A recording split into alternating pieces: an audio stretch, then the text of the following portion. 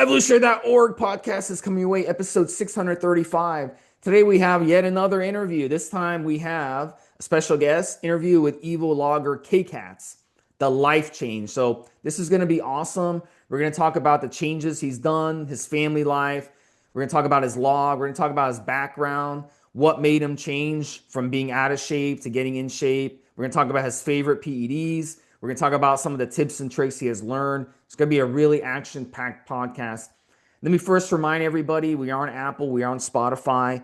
Smash the like button, subscribe, leave comments, leave likes, all that good stuff. We really would appreciate that. That helps the algorithms pick up our podcast. So, KCates, thanks for coming on. How you doing, buddy? Oh, I'm doing great, man. Appreciate you guys having me. It's an honor. Love the show. So I look forward to like every morning when I go to the gym, I'm scanning through the podcast to see who's updated the new ones. So I'm always checking you guys. Yep, excellent. So if you want to check out KCates on the forum, on the top right, evolutionary.org forums, you'll see the search button. Go down to member by member. Put in his name is KCates. It'll pop up. You can click on that. You can see his posts. You can see his logs. All the logs are always in the signature of everybody. So he's got two logs right now in his signature. We're going to talk about the most recent one. We're going to talk about the one previously as well. So KCates, first of all, we want to thank you for coming on. I know you're a busy man, family man, and all that stuff. And Mobster, take it away. So something we've been doing recently is having members on, and part of the reason for that is that we've seen a massive growth in the more community aspects of Evolutionary. We've always had something of the community aspect, but in the last few months, 6 months or so, we've seen a massive growth in that particular aspect. And way more logs, way more people helping each other, way more people sending each other DMs, etc., etc. You're part of that. That's the reason why you're on today. And something that we've done with all of these recent shows that we've made a point of, as I'm about to do now, thanking people like yourself for coming on, for being part of the community, for allowing us to tell part of your story, and hopefully for putting that information out there for others and inspiring people. So on behalf of the bosses, on behalf of Evolutionary, the other moderators, the other VIPs, and all the members, and especially for me and Steve, thank you very much for coming on today and allowing us to do what we're about to do. Yeah, absolutely, man. I'm excited. So excited. It was hard to sleep last night. So let's get right into it. So recent stats, 50 years old, 5'9", 231 pounds. You've been training for 1.5 years. So let's get into background a little bit. So you've been weight training for 1.5 years. You've never weight trained prior to that? What have you done prior to that? Any sports, anything else? Yeah. So when I was young, I started out playing just rec baseball. I played that for a year. And at that point, they didn't know I had needed glasses. So I went the whole season without hitting the ball. So I was like, Oh, this, geez. I'm not going to play baseball no more. I can't hit. So I lived in Oklahoma at the time, and Oklahoma wrestling's big. So during the wintertime, all the kids go to the gymnasium. The girls stay downstairs and do gymnastics. All the boys go upstairs and wrestle. So I got into wrestling when I was young. And then when we moved to Florida, I continued to wrestle through high school. But about junior high, high school, I started lifting weights in the garage. Enjoyed it, loved it, but kind of fell out of it because about my senior year, I decided I wanted to chase girls and party. So that kind of took over my life at that point. So after that, I didn't do anything until the doctor finally told me that I needed to get on Manjaro for my diabetes because my diabetes was getting bad. And if I didn't do something, I was going to be sticking myself with pins and, eventually could die. So that kind of scared me. But then he was like, you got to get in the gym because if you don't start lifting weights while you're on this medication, you're going to lose just as much muscle Yep. as you are fat. Well, that's a great doctor. I'll say that. That's a great doctor because Monjaro is definitely terzepatide. The brand name is Monjaro, but that's a great option. So you are type 2 diabetic? Yeah, that's what it's classified as. But Yep. ever since I've been on the Manjaro, I don't have diabetic numbers anymore. Yeah, so it's a fantastic drug. So like I always tell people out there, like, it's the most modern one. And then once the Retruda gets FDA approved, it's a triple agonist, and a good doctor, the great doctors out there are going to be moving their patients over to that. This is a triple agonist. They're both Eli Lilly. So if you have friends or family who are taking insulin or metformin or these other diabetes medications who are type 2 diabetics, that's a great doctor out there. Find them a better doctor, because that means their Yeah. doctor, they're not modernizing themselves in the information, and that's just a poor doctor. It's no And different than not just medicating, Steve, but say I love the fact, as you're suggesting, that he told them go to the diet and fucking training. Yeah. yeah, go to the gym, work out, do shit. That's great. So how bad was your type 2 diabetes? What, can you give us a glucose number? Because the av should be under 90, under 100. 110 is pre-diabetics. What was your glucose numbers? Actually, I I don't remember my glucose numbers. I always kept track of the A1C. Okay, so what was Uh, it? I would have to pull the Okay, blood so work. was it extremely high or just like above? It was pretty high, but at one point the glucose got super high and then it came back down. But my A1C at its highest before I started the Manjaro, I was up in the eights. And then I got on the Manjaro, and before that I'd never moved the needle like more than point 0.4, point 0.6 Hmm. ever. And then in Manjaro in the first 90 days, I dropped all the way down to 5.6. Yeah, it's a great. I mean, I'm not a big advocate of, drugs this, but like I have to admit, these GLP-1s are so Yeah, amazing, and they've changed people's lives. And it's like in America, our food quality is such shit that you almost have to take these, because it's not, anything we eat is garbage. The food quality is such shit. So it's like these drugs are like a lifesaver. So what tell us a little bit when this was happening and things were getting out of control. What was your daily diet like? Were you eating just fast food, pizza, just the typical American type of diet? How bad was it? We weren't exercising, it sounds like, at all, right? Yeah, that's right. I've come up through the construction trades all my life. So I've been in construction all my life. And then I've owned construction companies for a while now. And my daily diet usually was, I didn't always eat breakfast. If I did, it was a lot of time just grabbing something out of the convenience store, some junk. By lunchtime, we're either hitting the drive through if we're in a rush to get to another job site, or we're looking for the closest buffet and just going and killing it. So, Yeah.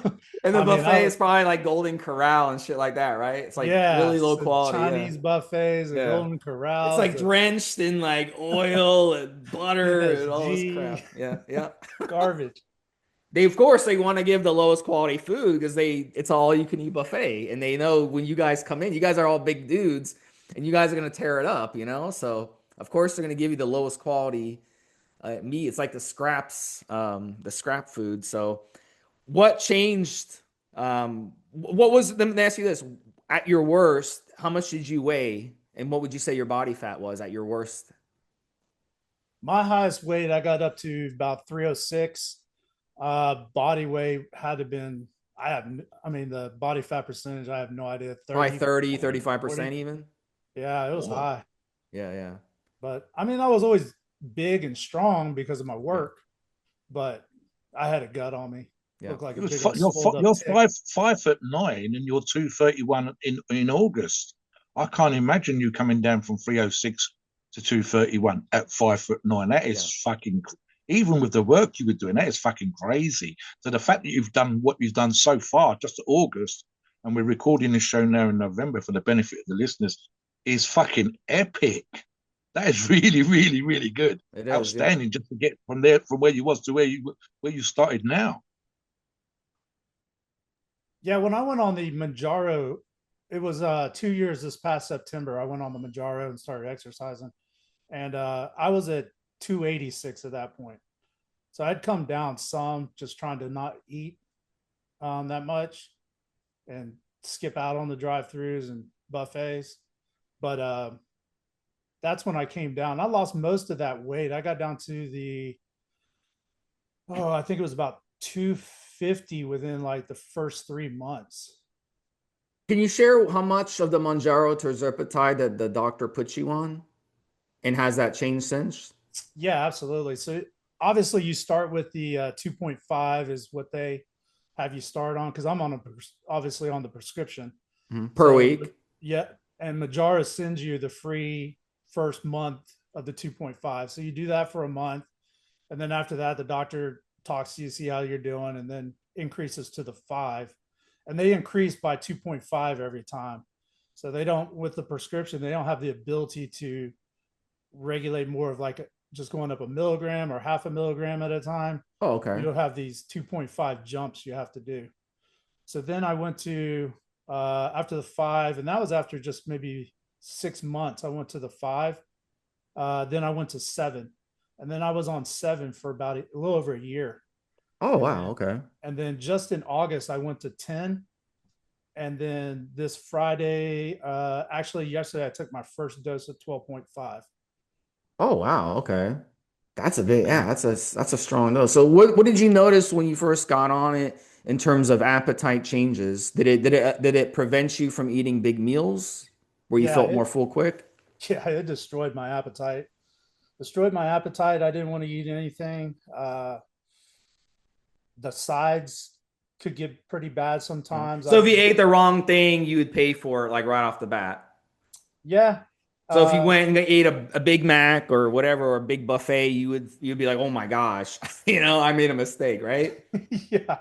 I feel like I didn't get my money's worth. That's for sure with Yeah. a buffet. But yeah, you We eat said anything that that. some of the guys, sorry, can I ask you that one of the things we've noticed with any of the GLPs, one common complaint is that when you've changed the doses, one of the issues that seems to come up regularly is a sense of nausea, but it takes a little while to clear. And then you stay on that dose for a little while and the nausea goes away. Was that been something you've experienced? Yeah, absolutely. So I used to take my dose on Friday because I would get sick sometimes for days, and not, I couldn't, the day after, a lot of time I couldn't even work. So I learned to take it on Friday. That way, if I was going to feel bad, I'd feel bad through the weekend, then I'd be able to work again on Monday. Yeah. Uh, Yeah. but Yeah, once I I know got, people who do that too. They're like, well, I'm gonna be out all day today, and I'm gonna be going to dinner with a friend, so I don't want to take it. I'll take it tomorrow. They'll kind of do it, do it that way. So that makes sense. Yeah, go ahead.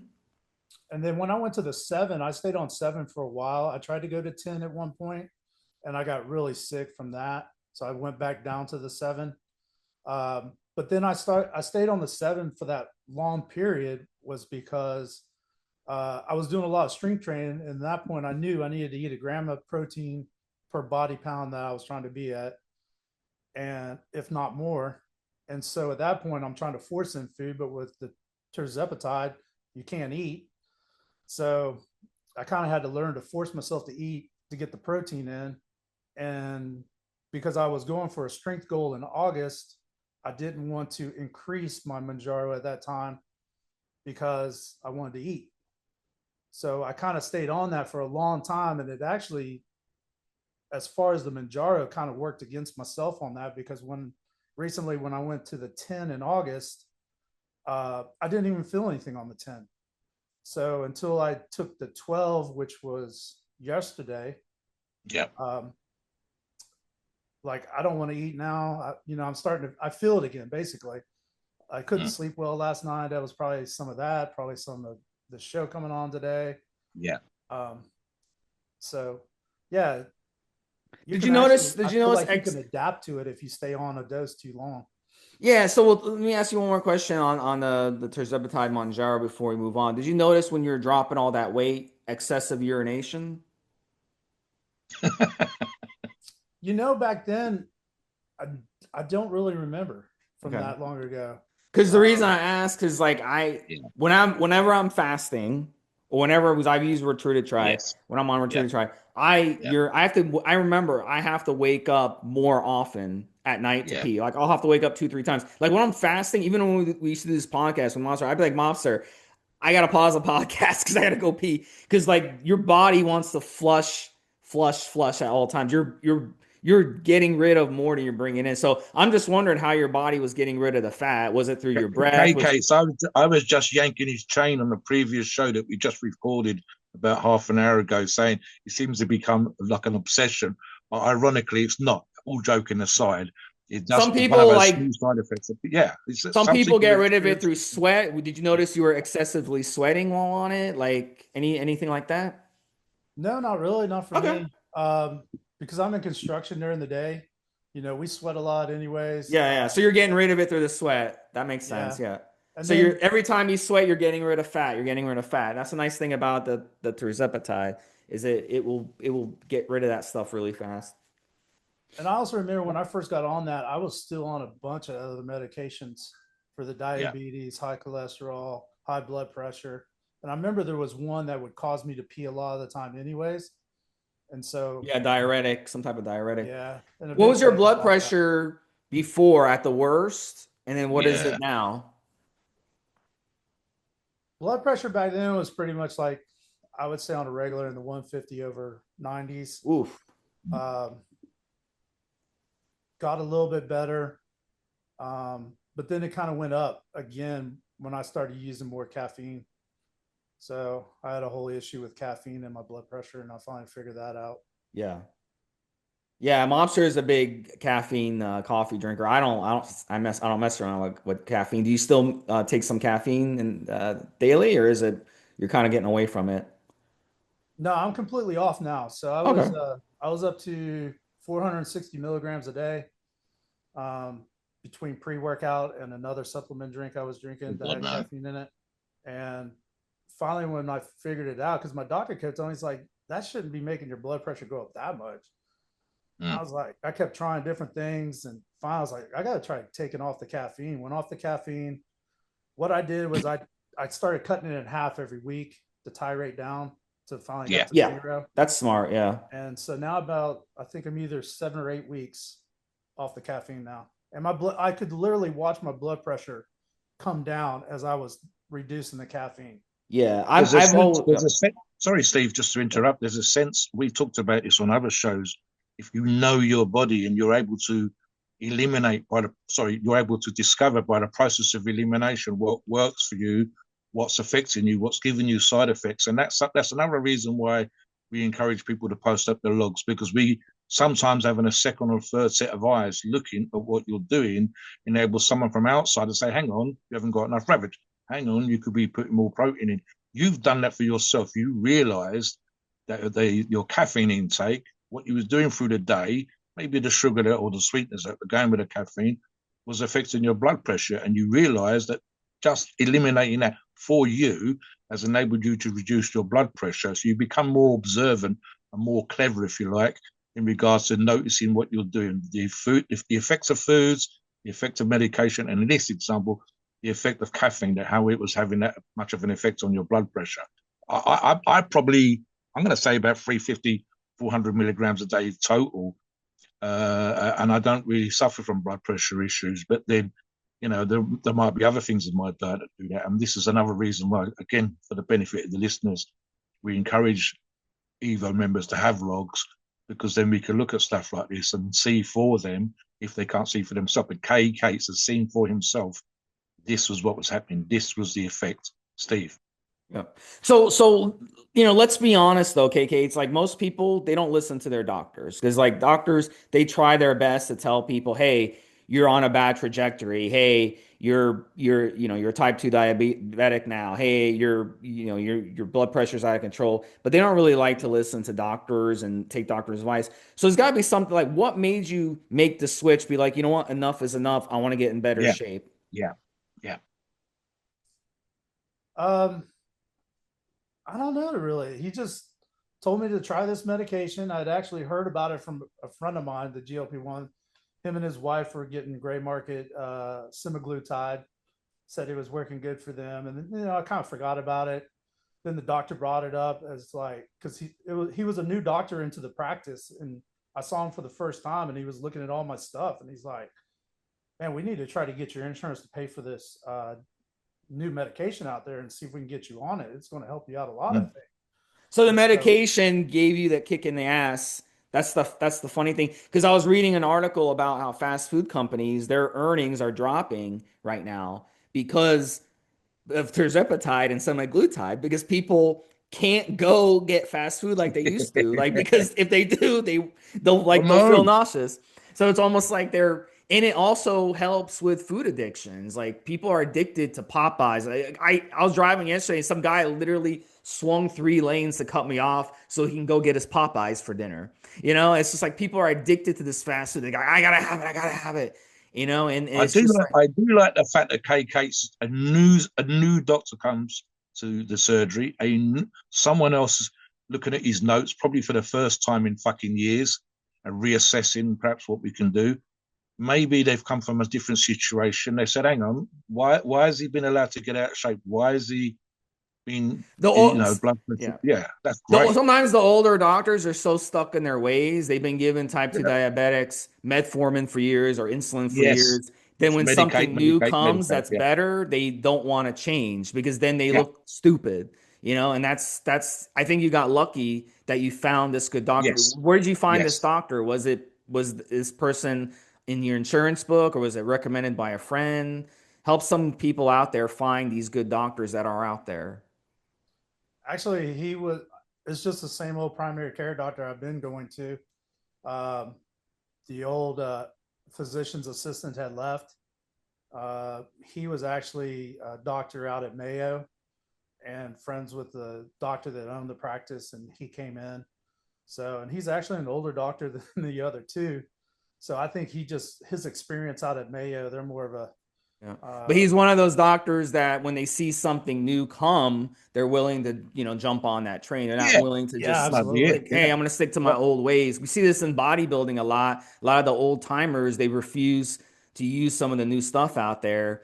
And that's just not the way to do it. Like, we see some people like, oh, I'm never going to use terzepatide. I don't believe in that shit. I'm going to stick to Clen. I'm going to stick to DMP. I'm going to stick to these old school fat burners. And it's just like, why? Like, tirzepatide is way more effective and has way less side effects. Why wouldn't you at least try it for yourself? yeah. But we see that a lot in bodybuilding. Yeah, go ahead, Mobster. What were you saying?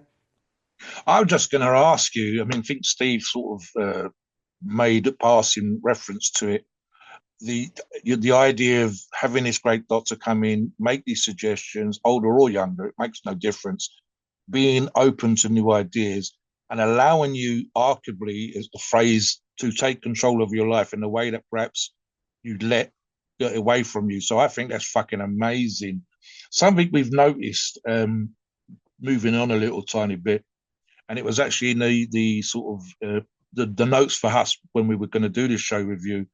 It says you've changed your jobs and you're transforming your life. And I think the transforming your life comes from part of the job thing and new responsibilities and a different direction, but also at the same time, this going from 300 plus pounds to 230 and down and having a great doctor on board. So talk a little bit about changing jobs and arguably to a lesser degree, transforming your life with this new sense of control. How does that make you feel? Do you feel better for having done what you've done for finding tirzepatide and also, the element of changing your job as well? How does that make you feel?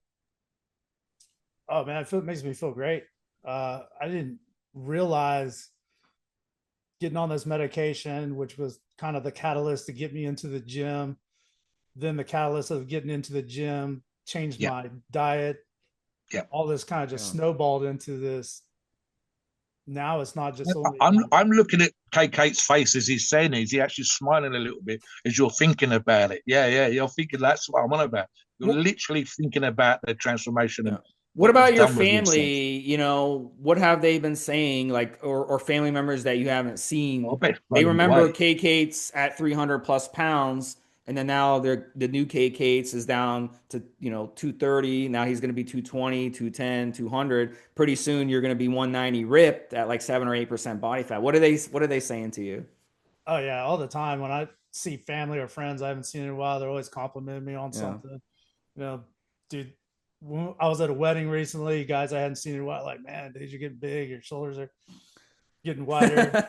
Yeah. Family members are always like, man, you're like losing a lot of weight. My next door neighbor, man, every time I walk out the door and he sees me, he's like, man, I can't believe how much weight you're losing. It's It's so crazy. fucking cool. and it's getting to the point where it's getting uncomfortable. Yeah, you gotta start getting you gotta get your neighbor on You gotta get Evo. used to it. You gotta get your neighbor on You gotta Evo to get a log. You gotta tell him, hey, go on Evo and get a log going, man. Get in better shape. I You know, know? right? we just spoke to Wills and we said, listen, you're in a wheelchair, you're an inspiration to guys. And of course, that's not necessarily why he does what he does. You're actually starting to do that without really, it's a bit uncomfortable, Mobster. People think I look fucking amazing. How bad is that? How horrible for you that they actually think you look amazing. They actually think they're seeing you transform life.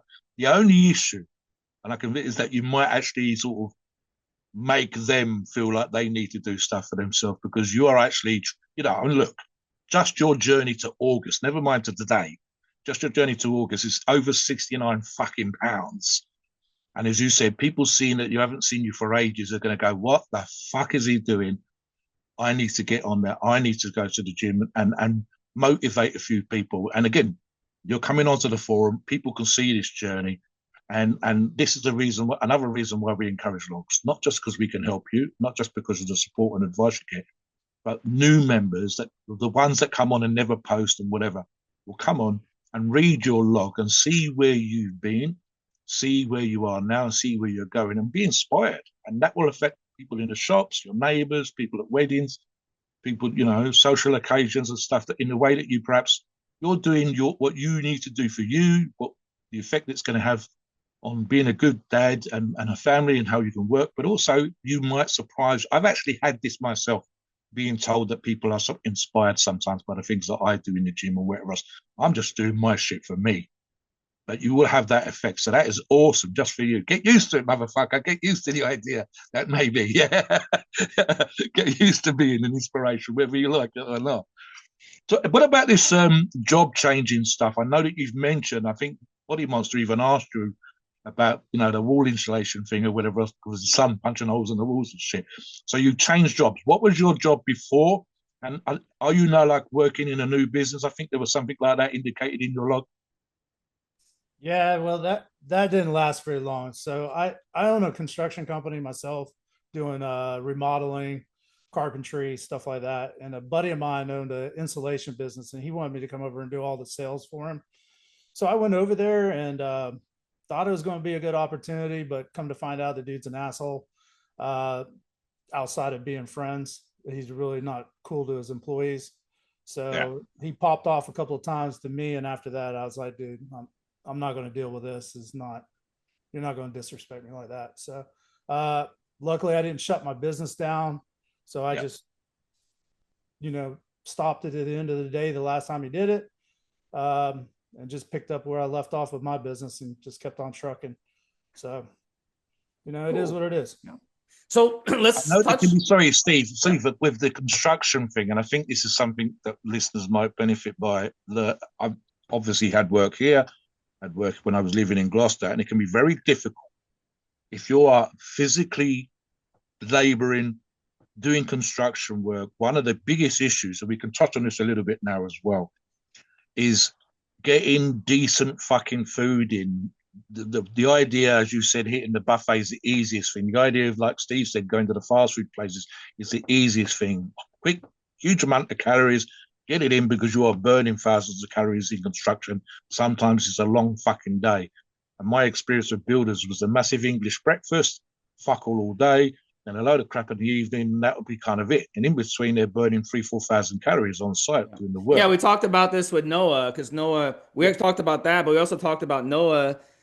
He was working with a guy who's also an asshole to him. And so that's kind of, I don't know if you heard Noah's interview, KCates, but he talked about the, yeah, if you remember, yeah. So he kind of had to put that guy in his place, and it kind of helped. So it is interesting working that type of job. It could be, you know, it could be, there's a lot, it's very different, but we see more and more guys who are on the forum who do those types of blue collar jobs, and having to balance your weight training, the personalities, the egos with Jim. It's a male dominated thing. And Yes. then you have to deal with, you know, construction can be a little bit of bros talking shit to each other. You hurt your shoulder a little the bit, and then you gotta go to the gym and then lift weights. So touch a little bit about that, and then if we can, I want to ask you as well about, because you talk about on the forum, your adoption thing, because that's something that really is cool as well. If you want to talk about that after a little bit. That'd be cool. Yeah.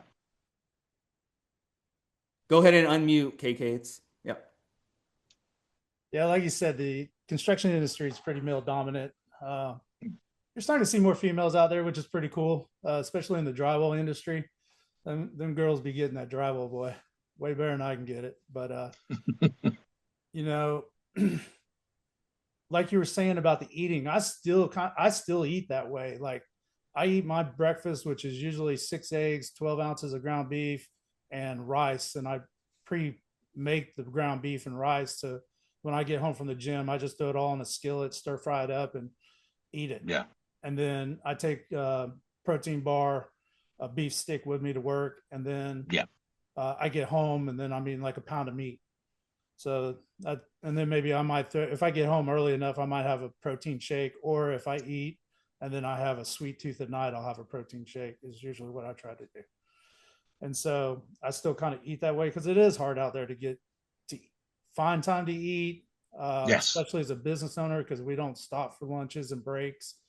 And then, your choices are convenience store, drive through, or restaurant. And a lot of that's just getting expensive anyways. I mean, Yeah. I can't believe how expensive it is just to eat out of the convenience store anymore. So I prefer to buy my stuff and just take it with me to save me some money. And So are you food that way I eat healthy. prepping and then packing what you can to take it with you? That's been your strategy, right? I food prep, but I don't take any kind of food prep with me. I just take a Okay. protein bar and a beef stick with me to work, Okay. and tons of water. I don't drink out plastic bottles of water anymore. I stopped using those. I use filter water that I put in a gallon metal Yeah. jug that I take with me. And so I Nice. bring in my Yeah. own water. The So water's pretty bad in Florida. Do you have like one of those water filtration systems in your house? Because you yeah, work we in got a whole construction, you probably house, and then we got the one that's in the fridge. So it kind of gets doubled for what I drink. Yeah. okay. You have Yeah. what did you say you have? I've got a whole house water filtration Okay. system. Nice. Can you Yeah. share? Can you share how much that would cost to put in? Because I have one of those rain soft things, and it makes the water from extremely hard to extremely soft, and it makes such a difference. Like when I'm showering and everything, and I don't have to scrub my shower like every week like I'd had to before. Yeah, so I think the rain soft, like the water softener system we put in was, I think it was only like $200 or $300. And my father-in-law actually put that in for us when we Yeah. first bought the house. And then I put the filtration system in, and that was I think it was about $500 for the system up front. I installed it myself because Yeah. kind of what I do anyways. Yeah. And then the filters cost me about $160 a couple times a year. Yeah, it's a That's really not good bad. investment. Yeah, and because the water is so bad, like especially in Florida, which is weird because we have an aquifer underground. So, but they, it's a, we got to take care of, like you said, not just the food we're eating, but the water we're drinking too. We got to take care of what we're doing. Do you want to touch a little bit on the adoption thing? Because you mentioned on the forum, I don't know how personal it is to you, but it's something I'm really interested in. As I get older, I would really like to do that if I get in the economic situation. So tell us your story if you don't mind about that. Absolutely. I mean, it is very personal to me because I was adopted. I mean, I could have been left to fend for myself for the rest of my life. Uh, Okay. my parents, they adopted me and my brother, so they have no natural born kids of their own. Mm. So when I was born, after the 3 days that you have to be in the hospital, I went home with my adoptive parents. So I don't think I was ever held by my natural parents. I think I was taken away pretty much at birth and then set aside for my parents. And so the way that adoption process worked back then, when it was your turn to get a kid, you got whatever kid was coming up, they said. So it wasn't like they got to choose boy, girl, you know, ethnicity. It was just this is what's up, and this is going to be yours. So I was adopted that way. I'm half Cherokee, half just American Caucasian. My brother is full blooded Thai, and so he had a little bit, I guess, harder time growing up adopted because he didn't look like any of us. A lot of people thought I looked like my parents, Mm. so it wasn't that different for me, but you could tell my brother was different. But you know, when you grow up from a baby that way, you don't know any different. I mean, parents Yeah. are your parents. I mean, it doesn't matter if they birthed you or not. It's who If raised you were you, ever your parents. meet your real parents, they'd be like aliens to you. I don't know if you've ever even tried to look into that, but I've seen shows on that, like where the kid gets. There was that one true story where they made a movie where the kid got kidnapped as a baby, and the mom raised her, and then when she found that out because she tried to get her driver's license and she couldn't because her social security number didn't exist. So then she found out that she had been stolen, and the mom had to go to jail. And then she went and met her real parents, and her real parents were like aliens to her. Like she really didn't want her mom who kidnapped her going to jail because that's the only mom she knew. So it's really interesting that whole dynamic, with that whole thing. Like, have you tried reaching out to your real parents, or you just don't care? No, I don't care at all. I don't want Okay. to meet my real parents. The only thing I actually wanted to do, but it's kind of hard with the way Oklahoma is, was to find out which one of my parents was Cherokee Indian, and then see if I could get registered as a Cherokee Indian, because they consider anything that's half Cherokee full blooded. Yeah. So you get all the rights as a Cherokee. You could open up your own casino, right? Right. Or get profits what from it the means. casino, I guess. But Man, they're those Seminoles, the Hard Rock down south. Woo, my goodness, they're making a killing off that sports gambling, man. Yeah, they are. I'm thinking for KCates, it's made your experience has made you want to adopt. That's what I was thinking Steve was getting at earlier.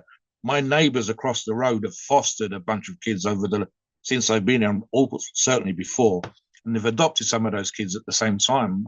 One of the children's mother was a drug addict, so the baby was a drug addict when he was born. But obviously, they're older, they have disposable income, and they've been able to foster these children, which is super helpful, obviously, and then adopt a couple of the kids. So it made you want to adopt. It made your positive experience, I would argue, has made you want to adopt. Is that what made you do that, or is there some other sentiment involved here? Again, this is for if you want to share, and again for the benefit of the listeners, because is it very rewarding for you being in that situation, how you get to feel good for yourself, but also at the same time help a child, help someone else?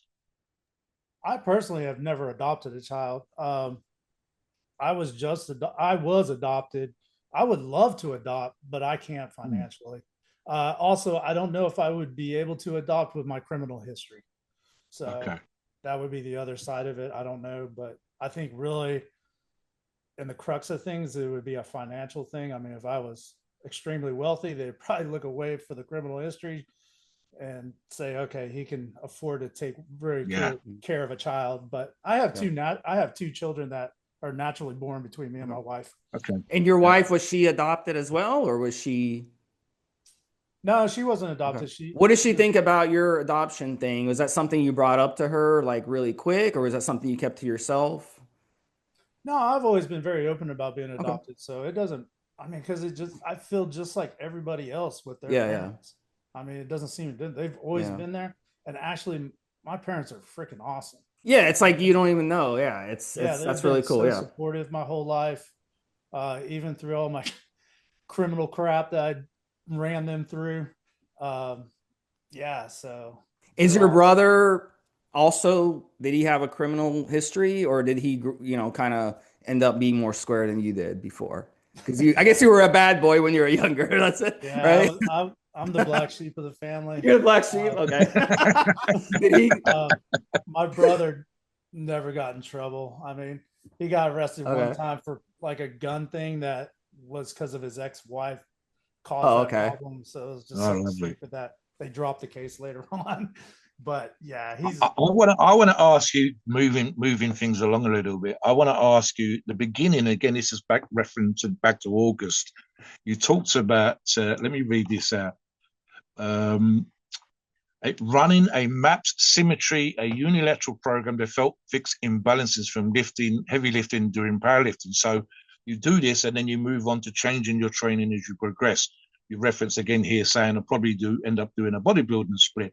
So I looked at the exercises at the beginning of your log, and I was like, what the fuck is he doing? It just seemed all of that stuff was rehab. All of that was helping iron out injuries, iron out imbalances and stuff. And one of the things I encourage when I talk a little bit about coaching with lifters, I said, if you look at the very strongest individuals, something we say on the shows with Steve and I is that loads of the guys are spending as much time doing rehab. And the other thing is, to be the very best athlete, you need to look for your weaknesses. You need to work out the imbalances. You've literally started your program in August. That whole first part of that was fixing imbalances. So talk a little bit about your approach to that, your reasons for doing that, and where you've gone then from that point coming forward into the training up till today. Yeah. So there's another podcast I listen to, and that's where that program comes from. And they just talk about, when you do the more like powerlifting, strongman stuff for a long period of time, it's good to change it up and kind of work on, your imbalances once a year is always good, because, when you're doing bench, squat, deadlift all the time, one arm or one leg tends to get stronger, and you can't really tell at that point. But then when you start doing these things like Bulgarian split squats, you find out real quick which side's stronger. Yeah. And it helped out a lot. I used an example, KCates, where former double body weight, 75 kilo, 155, 160 pound lifter, and I had him laying on the bench with a broomstick, benching the broomstick, and he was very strong. He'd been able to double his body weight, pressing from the chest upwards. But I put my finger on the end of the broomstick and was able to push it with hand pressure out of position because he had no strength from side to side. And if you look at Jimmy Kolb, 600 kilo triple ply bench lifter, and he does this warm up with just one plate on the stack, like a sort of face pull thing. And he's just using literally what, like a 5 pound plate on a cable, and he's warming up 40, 50 reps, because you have to make sure that your triceps are strong, your elbow is strong, your knee's strong. There's the split squat that you mentioned. I could probably push you over when you first started doing those. But now your strength from side to side will be that much better. And that helps you squat better and helps you bench better. And it will help your bodybuilding program. So I like the fact that KCates has taken time out. This is, bearing in mind, you've only been lifting really for a year and a half, Steve. Here he is working on his imbalances. This is good shit. And this is something that benefits the listeners. Talk a little bit more about that before we move on to anything else, like where you are in training today. Yeah, so I just finished up that program. I think it was 13 weeks. So now I started a split this week. But when I went back to like the last 3 weeks of that, you bring in back the bench press, the squat, the deadlift. And with the like the deadlift and the squat, I feel like those are some things that you really got to kind of you ramp up to get to your strength numbers. And when you're now, but in the bench, I really noticed a lot of more strength. I was almost on my last ramp up. I was doing that weight of the beginning of my last ramp up, or the more of the end of that ramp up as my beginning weight this time. So more shoulder stability, more elbow strength, more wrist mobility, whatever. Yeah. And I've noticed also, like, because I have the 6 anchors in the right shoulder, and the mobility has always been an issue. And I think I got arthritis in this one. It gives me issues. Me as well. Yeah. I actually am stretching out more, getting back farther now than I was before. I can't do that. So I'm an old motherfucker. I've got all that, and I couldn't even do what you just did then on the screen. I couldn't get my hands into that position. Put your hands up. No, this is as far as they'll go. I'm fucked. So listen, guys. Again, this is something that KCates has learned very, very quickly, relatively early into training. And we do bang this drum a lot, talking about rehab. You have to do these things, even if it's just 6, 12 weeks of the year, spending some time out, correcting any out issues, and then allowing, when he ramps up his strength, as I do as well, go for the peak strength stuff. You've ironed out all the issues. You've got all the problems out of the way before you go hard and before you go heavy. So I love that. Yep, very important. You're doing a split now. So what's your plans going forward now in terms of your training from this point forward? I think for right now, I'm going to stick with the split, push-pull legs, and continue to work on getting my weight down. I would like my goal is to get down to 200. So I think with the change on the Manjaro, that's going to help me out a lot now that I actually feel it, and doing more of a higher rep exercise. And I also like the fact that it only takes me about an hour to do it versus I could do 3 exercises and be in the gym for 2 hours versus I like today, I think I did 7, then I was in there an hour. Speaking of that, like with your, because you're always working with your hands, you're always, doing a lot of construction things and you're very busy with your business. What time of the day are you hitting the gym mostly? I'm typically right now trying to get up at 5 a.m., Okay. get to the gym before 6, get it, I try to get out of there by 8 o'clock. Get it out of the way. Okay. Are Worst you case, eating? 9 o'clock. Are you And eating before the gym, or are you fasted? Are you doing fasted training and I then do I eating? do fasted training. Okay. Once I get done at the gym, I go home, I eat, switch vehicles, get in the truck and trailer, and head to the job site. So you're eating. You like to have the eggs after the gym in the morning after you do your fasted training, and then you're staying away from a lot of the junky stuff. It doesn't seem like you're eating sugar from your log. You're staying away from that as much as you can. You have a cheat every now and then. Same thing with alcohol. You're staying away from that. You have a cheat. I think your wedding, you at the wedding you went to, you had a cheat. You're staying away from fast food almost exclusively. What else are you eating? It seems like you're eating a lot of proteins, rice, some spinach, I believe I saw a picture of, or is that something else that your wife made? Some greens. Yeah, it's probably some broccoli, Okay. beans, corn. Uh, I know Lev keeps telling me to get off the beans and corn, but I like it. Yeah. Hey, if it works for you. Yeah. But yeah, we do Brussels sprouts. So is your wife eating healthy now? Did she eat bad before? Now she's eating more healthy alongside with you, or is she always eating healthy? No, the whole family used to eat bad when I was eating real bad. Okay. Uh, they're not dialed in as much as I am right now. But just from me changing it, like at night, I'm always You like, gave them the inspiration and showed them how yeah, to do it. Yeah. little And bit, now they're yeah. changing. And then I aside was from I was that, gonna I was gonna yank his chain about the Brussels sprout thing. That's the only thing that we're kind of almost forced to have by tradition here, Steve, at Christmas. So I fucking hate them. I didn't know I think that. Yeah. I've seen pictures of his food, and I'm like, the food looks great except for the Brussels sprouts. That looks amazing except for the sprouts. Just taking the piss a little bit. Talk a little bit about your. I mean, you currently, and again, this was early, so I'm going to ask if it's changed. You said this is again from August, taking 143 milligrams every other day of testosterone cypionate. So what's that work out to? Around the 450-ish mark per week. What's your current stack now? Because this is again early August. Where are you now with your stack? And will you be making any changes as well? I just got my blood work done from being off I was trying to work out doing 500 milligrams a week. I stopped that in the beginning of September. So then I went just back to my TRT, which is 200 milligrams a week. Got my blood work back. Estrogen was still high. So we've gotten on a Arimidex for that. And I Yeah. plan to just cruise like this for a while on the TRT. Yep. I'm thinking maybe February. Uh, I want to do some testosterone and equipoise. Okay. Is what I'm looking to do next. I would like to try some DECA at some point, maybe.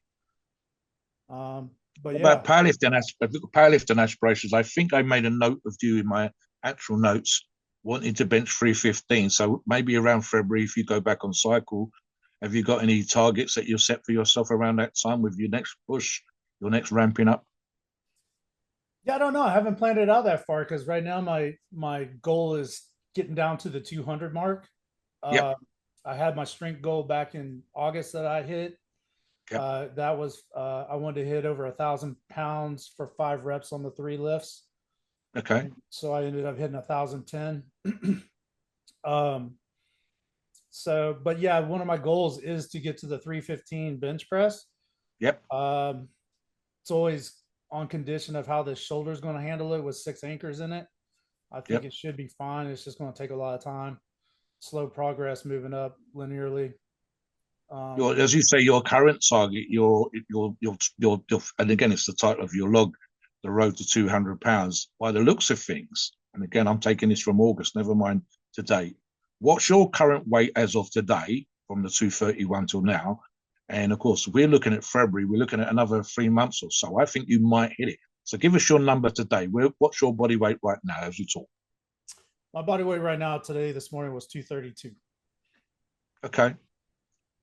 So again, it's one of those things that I think the progression with the GLPs, the people listening to this show, the guys on the logger, and they'll be right. Let's see if we can kick KCates up the arse a little bit and move him down. So the next 3-4 months gets you closer and closer and closer to that 200 pound. That would be fucking amazing, Steve. Seeing, as we said on other shows, that sort of level of success and getting again, as I said it, KCates was smiling again. The idea of having a push from the guys on the forum and getting him to that 200 pounds would be fucking immense. What do you think on that?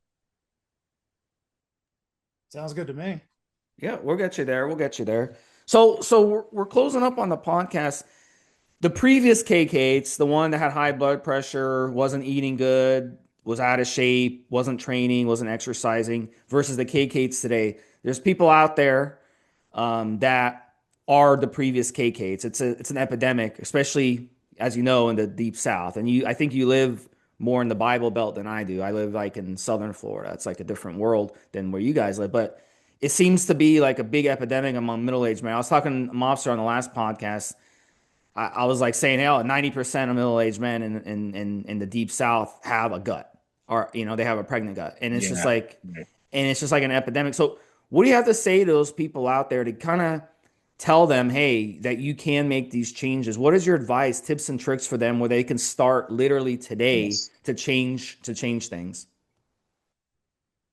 I would say first off, it's set a goal. I mean, if you don't have any kind of goal set, I mean, you're just trying to spin your wheels at nothing. Um, Outside of that, it's definitely worth talking to your doctor, because there could be something that's off. Like with me, it wasn't just the tirzepatide that I needed, because even when I got on it, I was still having a lot of problems. And then we found out I had low testosterone. I was down at 158. And so getting on that made night and day difference. I mean, even my wife, kids tell you, like, I was a grumpy old man before, and now way happier guy. And just having all that to help you reach your goals. And then other than that, it's find out what you like to do exercise wise. You can't just keep eating that crap and, expecting the same results. It's not going to happen. And so find some kind of I say, like, even to my wife, like, I tried to get her to lift weights with me, and she didn't really like that. She found some body boot camp thing she likes to do. And I said, the best exercise is the one that you'll actually go and do. Yes. I mean, it doesn't have to be powerlifting. It doesn't have to be bodybuilding, Swimming, yoga. On something. Get active. And then after that, once you get active, that's when you start like, why am I doing all this if I'm still eating all this crap? I got to fix that. And that it usually starts snowballing. That's how it was for me. I got into just lifting weights, kept eating the same way for a little bit. Then I was like, man, why am I doing all this? Let me ask you a question on the food thing, because Steve talks about the food quality. Have you any tips for buying healthy food, the food that you're eating? One of the shows, people talked about organic. So give a couple of tips for going to the supermarket and buying healthier options, again, for the benefit of people that want to make this transformation. Yeah, you definitely want to get in there and make sure you're reading the labels of what you're eating. We'd buy a lot of food at Costco. So, we go in there and get our food. We think they do a good. We also have a place called Freshfield Farms in our town that serves good food. It's kind of like a farm to the market kind of thing where they buy from the farmers here in Florida. Good. So it's just finding good sources. Because you could always go to Walmart and get stuff too. And sometimes we have to, sometimes the budget says you got to get some more affordable. Is there any logs on the forum, KCates, or things about the forum especially, but again, maybe individual members, maybe just the forum in general, that's caught you out? And Steve asked a question on the last show: what made you come over to Evolutionary? What made you stay here? And are any people on Evolutionary or the forum or logs that grab your eye and get your attention on a daily basis? Yeah, I'll speak on that part. So how I got here was I was doing TRT and I was feeling good. I mean, it was like night and day. It was changing my life. And I'm like, man, if it makes me feel this good, what would happen if I take more? So I started Yeah, looking online for sources, yeah, found eroids, and then on there, that's some garbage. But through all that, I found y'all's podcast. mm, And so I think I found it through because I found I can't remember the company I ordered the first time from, but on their website they had links to y'all's podcast and like the news. nice, And nice. so I went there and started listening to you guys. And then from that, then I found the forum because you guys kept talking about Yeah, start a log. That's yeah, the best thing you can do for yourself. So I'm yeah, like, let me go check these logs out and see what they're talking about. Looked at those, and then I found I was like, I mean, what do I got to lose? I'll start my own yes, log. And that's when I found out about how supportive, how just awesome everybody is to each other. It self-regulates itself and, kind of yes. gets rid of the It's not a bad fuck. apples on its It's not a own. fucking zoo. Some places are a zoo, Yeah. and I Yeah, said, if you're an asshole, I'll tell you anyone listening to this. If you're an asshole, don't even bother coming on because you're gonna get on my bad side from day one. I'm not gonna like you, so don't even bother coming on for. Go through some other form. We don't want you. But if you're a good person like KCates and you support yourself, you support others, and you know that it's a community, then 100% we would love to have you come on the forum for sure. So any logs specifically, KCates, that you like, as Mobster asked, that some of the guys out there that have really inspired you? Um, no, in the beginning when I was doing a lot of strength training, I was checking out Mobsters and Roid Rage 69 and his wife's logs. nice, Uh, thank you. so I enjoyed those. I definitely enjoy Mobsters uh, pictures, your photographing stuff. I think that's really Mm, cool. So it's cool. That's something else thank you. about our forum is, you get all the stuff that you come here for, and then you find Yeah, out from other people they do other stuff and they post yeah. about it. They post about their dogs. They post their photographs. People It talk balances me about their out. Can you lives. imagine me just talking about training or just talking about weights, not having another side to our personalities? I'm again, it keeps me busy and whatever. So, I mean, I love the fact that I post my shit up for me. I post what I do for me, but I love the fact. Thank you very much for coming on and saying, there's a strength fucker out there that I'm following. He's doing crazy shit and he's taking pictures of fucking robins and buzzers and stuff. He's not just weights in the gym or whatever. So that's really cool. Thank you very much, mate. Listen, we talk about this stuff all the time. And the guy's background, other members' histories, the fact that they've managed to change their lives and turn things around. And you've definitely managed to do elements of that yourself. Um, People have had some tough upbringings and still been able to sort their shit out. I think for today, the takeaway thing for today, and Steve was hinting at this a few minutes ago, is the obesity epidemic in the UK, in parts of Europe, especially in what we would call the first world, and especially obviously in America, is huge. We've talked about the literal difference in physiques from Australia, say, to America. And I love the fact that you've done so fucking well so far. And the information that you're putting out there shows people, look, you can do what KCates has done. You can come on his log. You can see where he was. You can see where he is now. You can know that he's going to be successful in the future. He's taken advice from a good doctor. The doctor's been absolutely fucking awesome. Get to the gym. He's become a kind of serious lifter. He's wearing an elite fitness powerlifting t-shirt as we do this. This guy's getting fucking hardcore. And the idea of benching 3 plates, which is like less than 2% of everybody on the planet, I love that shit. So I want to see you do that, buddy. I want to see you bench 315 sometime in the middle of next year. That would be fucking awesome. Any final thoughts, Steve, as we finish the show? Yeah, definitely, and that's why we wanted you to come on. There's going to be people listening to this, and they're going to, Yes. be in your situation from before, Yes. and I guarantee you, if you're walking around right now and you have like a big pregnant gut, as many people Yeah. do, Yeah. as Mobster said, it's Yeah. not just in America. No. Canada is a big Yeah. Yeah. issue too. Any of Yeah. the first Yep. world countries, access to Yes. food is absurd. We Yes. can eat what we Yes. want when we want. We can go 24/7. 24/7. We can order Uber Eats and have a lobster or steak or chicken or anything fried chicken delivered to our house. It's Yep. it's absurd. You can have a pizza delivered to your house in 20 minutes. So it's just you can change. You can be just like what KCates did and change Yes. your life. It doesn't have to be that way. You don't have to shorten your lifespan where you're going to get a heart attack at 40 years old. So at the end of the day, check out KCates log.